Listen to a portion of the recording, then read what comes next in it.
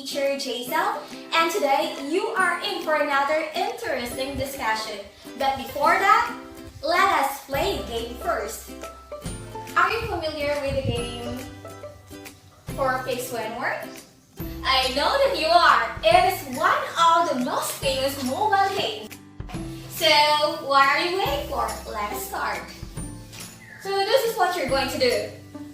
I have 4 pics in here and you are going to identify the word that these 4 pictures describe.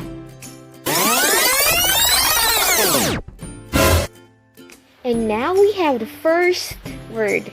The first word contains 5 letters. Any guess? Okay, I will give you the first clue. The second letter of the word is the letter U. Class, do you have any idea? Okay, we have the last letter also, and that is letter K. Anyone? You are right. The first word is quack. So quack is the sound made by duck. And now let's move on to the second word. How about that, class? It is a very short word. It has only 4 letters. The third letter is O. And the first letter is B. What is that word? And that is boom. You're really good with this game. Okay, we now have the last word. It has 7 letters. The third letter is letter G. And the second letter is letter I. Do you have any idea, class? You are correct. Our last word is giggles. Giggle is a high-pitched, silly laugh. Congratulations, everyone! You did a good job. Okay, class, how was the game? Did you enjoy the game?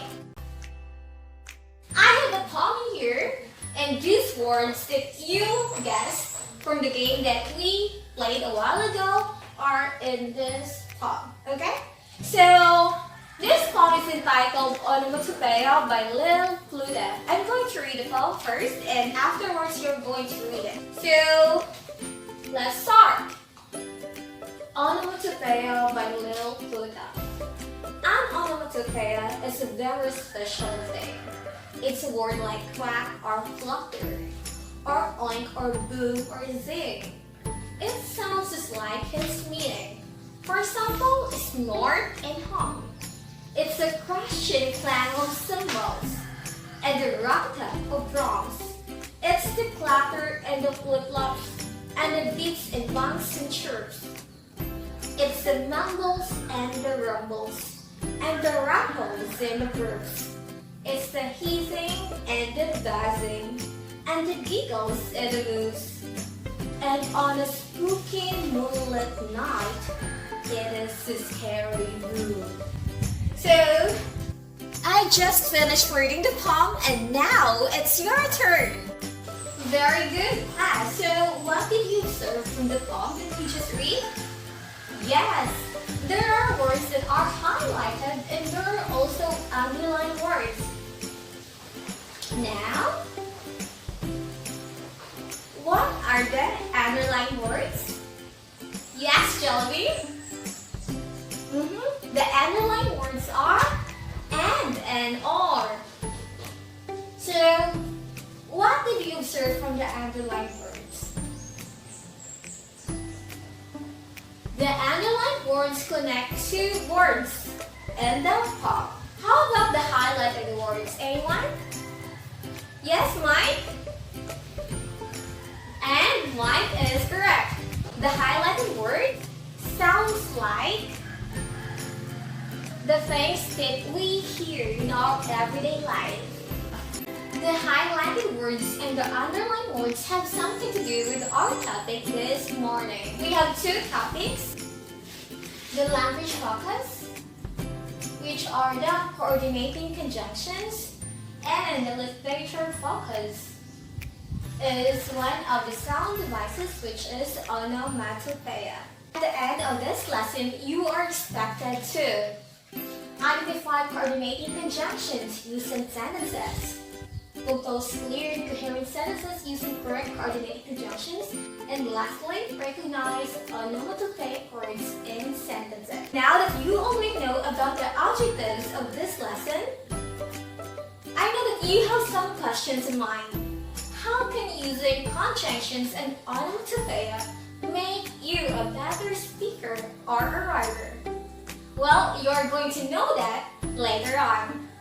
Just like what I said a while ago, the underlined words and the highlighted words have something to do with our lesson this morning. The underlined words and an or are examples of coordinating conjunctions. So, what are conjunctions? Actually, there are three types of conjunctions. We have coordinating conjunctions, subordinating conjunctions, and lastly, we have the correlative conjunction. This morning, we are just going to focus on coordinating conjunctions. Do you have any idea what are coordinating conjunctions? Well, I will share it to you. Coordinating conjunctions are words that join two elements that are all equal value in a sentence. They can join two words, phrases, or independent clauses. Coordinating conjunctions also join two ideas together. Remember what are coordinating conjunctions? We need to know about this mnemonic device. And that is fan voice. The first example of coordinating conjunctions is for. We have and, nor, that, or, yet, and so. So just remember fan voice. If you remember that mnemonic, you will be familiar with coordinating conjunctions. So the 7 coordinating conjunctions also have different functions. The first one, which is for, shows the reason or cause. For example, she was tired for the baby kept her up all night.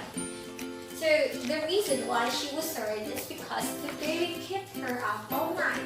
So how about the second coordinating conjunction? We have here and combines. So and more. Some will have the same function. That and combines two ideas, sentences, words, or phrases, while nor combines negative. So we have here an example of and. I can wash the dishes. And you can dry them. I can wash the dishes. You can dry them are connected with a coordinating conjunction, which is and. And here is an example of nor. Kate doesn't like corn, nor does she like peanuts. So Kate does not like corn and she also does not like peanuts. So we use nor in here to join two ideas. So doesn't indicates negative. And an example of but. So that expresses exception. Most of my friends have dogs, but Anne has a cat. So Anne is the only friend that she or he has Who has a pet, which is a cat. Most of his or her friends have a pet, which is dog. And next coordinating conjunction is or. Or offers choices. We could go to the park or we could play outside. The second from the last coordinating conjunction, we have yet. Yet shows surprise or contrast. Puppies are cute, yet they are a big responsibility. So, cute here shows contrast to the word big. And lastly, the last coordinating conjunction is so. So indicates consequences. Let's do the study. So what happened when he did not study? So he didn't pass his test. Or that is the function result. How was it? Again, what are the different coordinating conjunctions? We have for and nor, but, or, yet, and so. Remember the mnemonic device which is sign voice. For shows cause and connects, nor combines negative ideas, that expresses contrast or offers choices, yet surprising contrast, and lastly we have so which provides consequence. And those are the coordinating conjunctions. Since we are done with our first topic this morning, let us now move on to onomatopoeia. Onomatopoeia refers to words that sound exactly or almost exactly like the thing that they represent. In poetry or in stories, they are used because they appeal to the senses or the sense of sound. I know that you are familiar with onomatopoeia, the sounds that we hear every day. And these words that represent the sounds are onomatopoeia. So who among you here loves to read comic books? Well, comic books full of onomatopoeia. Usually, writers use onomatopoeia to give color to words that they use. And now, let us hear these sounds.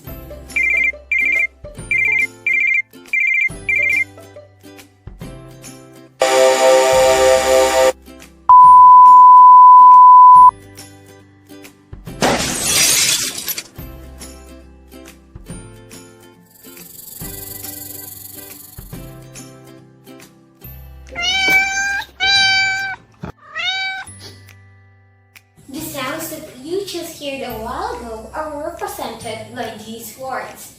We have here buzz, flash, hiss, ring, meow, beep. So, did you hear these words? Well, we often hear these words every day, right? So these words are onomatopoeic words. Onomatopoeia have different uses.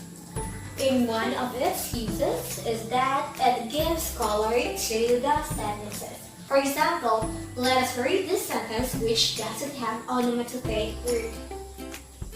We sat by the fire as it rained heavily, and the thunder continued. And now let us read another example. The same thought that with onomatopoeic words. We sat huddled by the crackling fire as the rain splattered and the thunder rumbled. So what is the difference? The second sentence, which has onomatopoeic words, seems like interesting, right?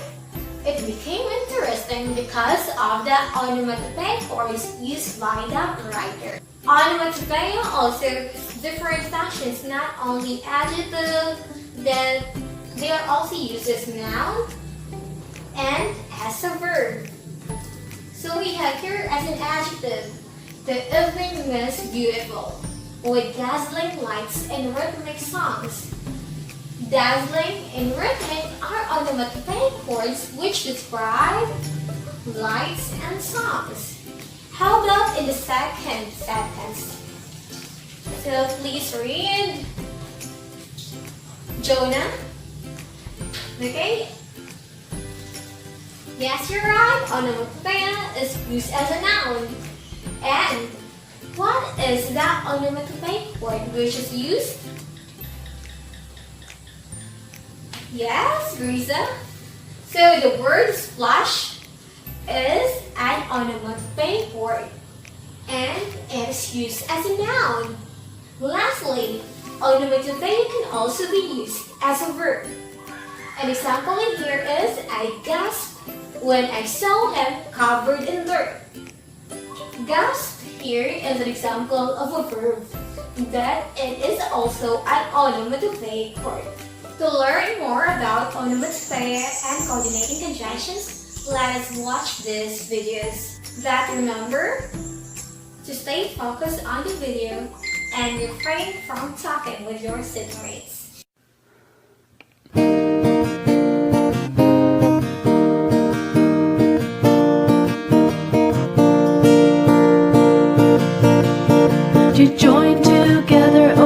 show contrast. Using a conjunction is where it's at. Using conjunctions when you write will make your paper dynamite. And combines phrases, sentences, words. I'll walk the dog and feed the birds. But shows differences you may know. You were invited, but you can't go. To join together or show contrast. Using a conjunction is where it's at. Using conjunctions when you write will make your paper dynamite. Or gives choices, what should I do? Go to the park or go to the zoo? If that's conditions you will see. I'll go to the park if you come with me. To join together or show contrast. Using a conjunction is where it's at. Using conjunctions when you write will make your paper dynamite. Conjunctions add variety to the mix when simple sentences need a fix. And yet, or, if, therefore, but, nevertheless, however, thus, because. To join together or show contrast. Using a conjunction is where it's at. Using conjunctions when you write will make your paper dynamite.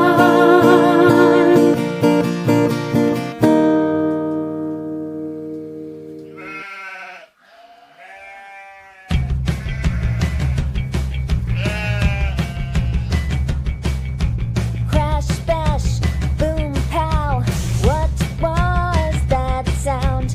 Rumble, growl, slurp, smack. Did you hear that? What's that? Onomatopoeia. Oink, neigh, woof, meow. What was that sound? Slap, flick, swoosh, whack. Did you hear that? What's that? Onomatopoeia. Their words imitate sounds. Listen, they are all around. Sniff, cough, chew, ow. What was that sound? Broom, honk, screech, crack. Did you hear that? What's that?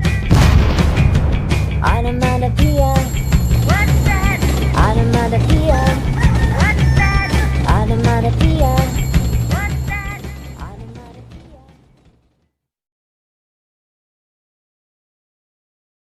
So did you enjoy the videos? Now let's move on to another activity. Class, this is an excerpt of the poem The Bells by Edgar Allan Poe. I will read this poem first and listen attentively. The Bells by Edgar Allan Poe. Oh, the bells, bells, bells! What a tale their terror tells of despair! How they clang and clash and roar! What a horror they outpour on the bosom of the palpitating air! Yet the ear it fully knows, by the twanging and the clanging, how the danger ebbs and flows. Yet the ear distinctly tells, in the jangling and the wrangling, how the danger sinks and swells, by the sinking or the swelling, in the anger of the bells, of the bells, of the bells, bells, bells, bells, bells, bells, bells, in the clamor and the clangor of the bells. Since I'm done reading the poem, you may read the poem once again. It is now time for your activity. That I will group you first into 4 groups. Each group should underline the alphabetic words and circle the coordinating conjunctions. You will only be given 5 minutes to do this activity. Is that clear?